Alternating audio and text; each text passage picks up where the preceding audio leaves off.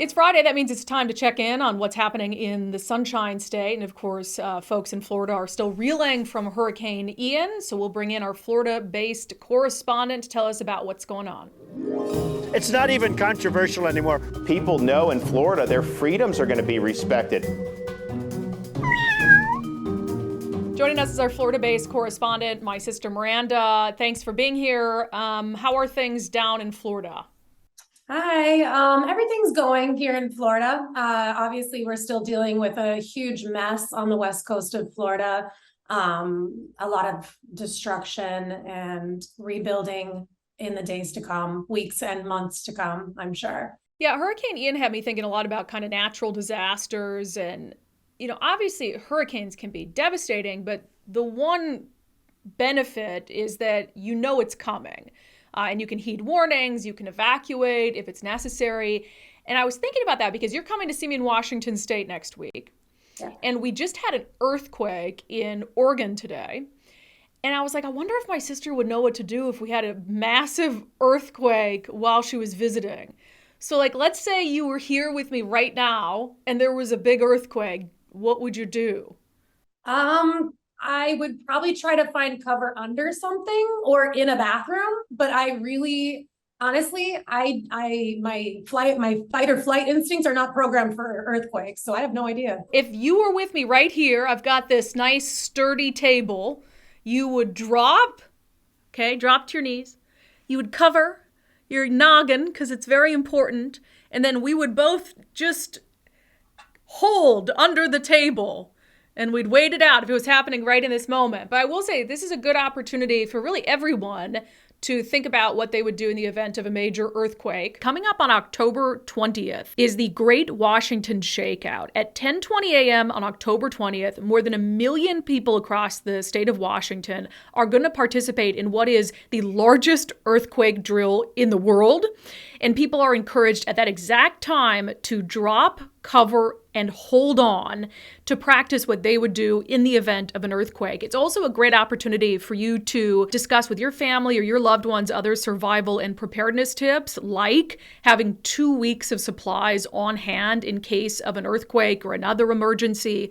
You can find all of these tips at shakeout.org/Washington. And if you're participating, make sure to use the hashtag shakeout on social media. But at the very least, make sure you talk to your family and friends about what you would do in the event of an earthquake, and then join the Great Washington Shakeout at 10:20 a.m. local time on October 20th, where you will drop, cover, and hold along with millions of other people so that we are as prepared as we can be for a major earthquake. This message is brought to you by Washington's Emergency Management Division. So do you feel more comfortable now with what you would do if there is, God forbid, an earthquake next week? We'll hope there isn't. Yeah. Well, it definitely helps to have some sort of direction, because if you're not familiar with an area's natural disaster or even just their temperature and climate, you can put yourself in a really precarious position. So that's honestly something I'm going to start thinking about when I'm traveling too. Are there volcanoes, or is there this area prone to earthquakes? And just have some sort of prepared readiness in my mind for whatever may come for where my feet are planted at the moment. So yeah. I appreciate that knowledge. You're welcome. Just trying to save your life, Okay. Let's talk about the latest with Hurricane Ian. I wanted to just get your thoughts on, there was a few really nice moments between Biden and DeSantis this week, which is I hate that we have to celebrate it. Well, let me just play this clip for folks. We were very fortunate to have good coordination with the White House and with FEMA. What the governor's done is pretty remarkable so far. I mean, this is what he's done. I hate that we have to celebrate or give them credit for being nice to each other in a natural disaster, but given today's political climate, I'm very happy that they could just focus on what really mattered. Yeah, I can't imagine that interaction going down any other way than just united and, offering, support for each other. Cause I can't, like you said, how else is this supposed to go down? I can't imagine him coming down and them bickering about something when there's so much destruction and devastation in front of them.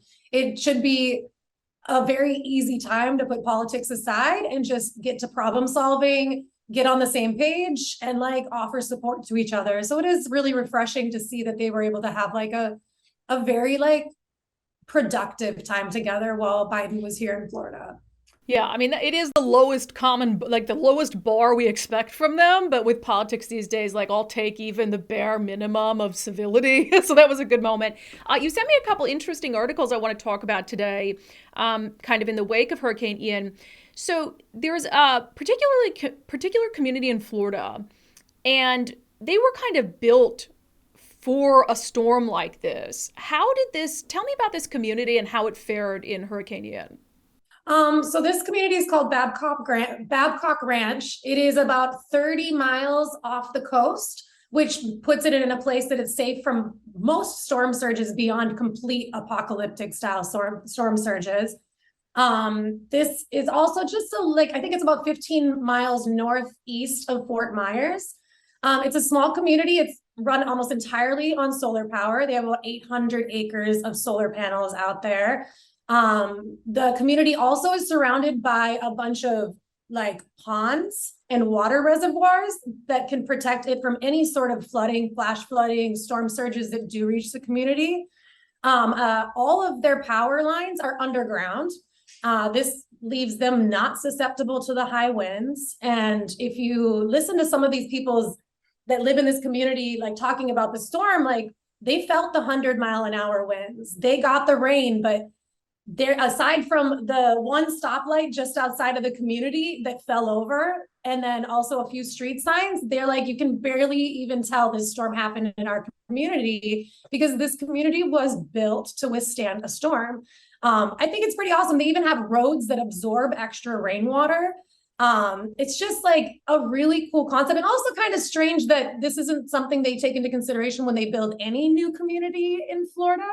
But hopefully this is something that sets a precedent and people can see how successful this was. And maybe as developers move to continue to build more areas of the Everglades and South Florida, they take some of these things into consideration as they move forward in developing. Yeah, and especially in communities that are going to have to be rebuilt after Ian. I'm sure there's some costs associated with this, but surely the federal government would offer some sort of tax breaks for this because it saves. I mean, you look how much money, taxpayer money from the federal government is being pouring into Florida for relief now.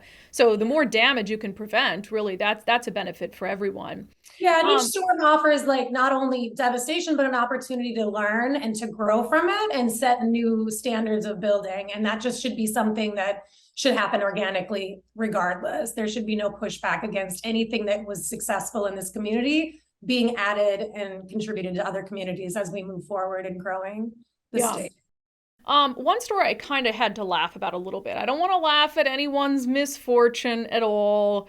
So just, but California wants to ban gas vehicles and Washington State wants to do the same. And so when I saw this headline that there are electric vehicles catching fire in the aftermath of Hurricane Ian, I was like, that's going to be a problem.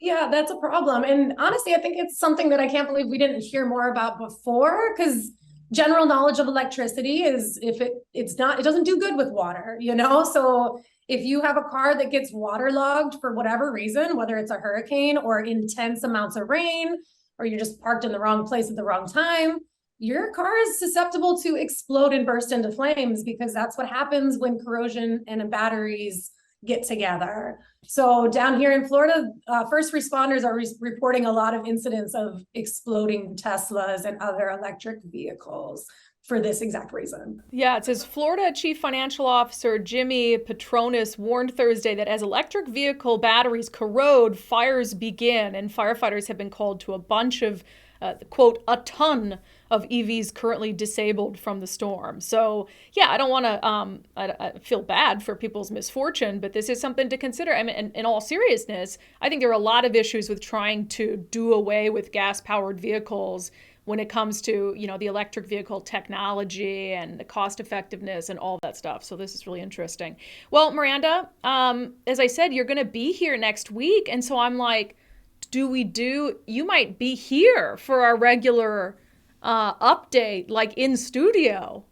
Which would be, I was actually thinking that too. I'm like, ooh, I get to do Florida report from Washington. I mean, the Florida man will still be doing his thing. I'm sure Florida will give us all types of fun stuff to talk about, even if I'm not physically here. So it'll be a fun one for sure to be in your studio for the first time. I haven't been there yet, so I'm really excited. Yeah, and I'll have to get you another chair. I promise I'll pull up another chair for you. All right, Miranda, good stuff today. Thank you. Bye.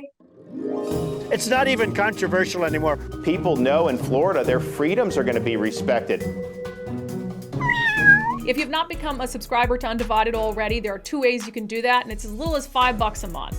So if you think that what we're doing is important, if you find value in it, if you appreciate what we're doing to hold elected leaders accountable and to look at things through the lens of common sense, I would appreciate it if you'd become a paid subscriber to the show. That's how we're funded. This is a people-powered podcast, and you can do it for just $5 a month at patreon.com/undivided. That's patreon.com/undivided. Or you can become a contributor on my locals community, brandikruse.locals.com. Undivided is presented by our founding sponsor, 1530 Mortgage. Visit them at 1530mortgage.com.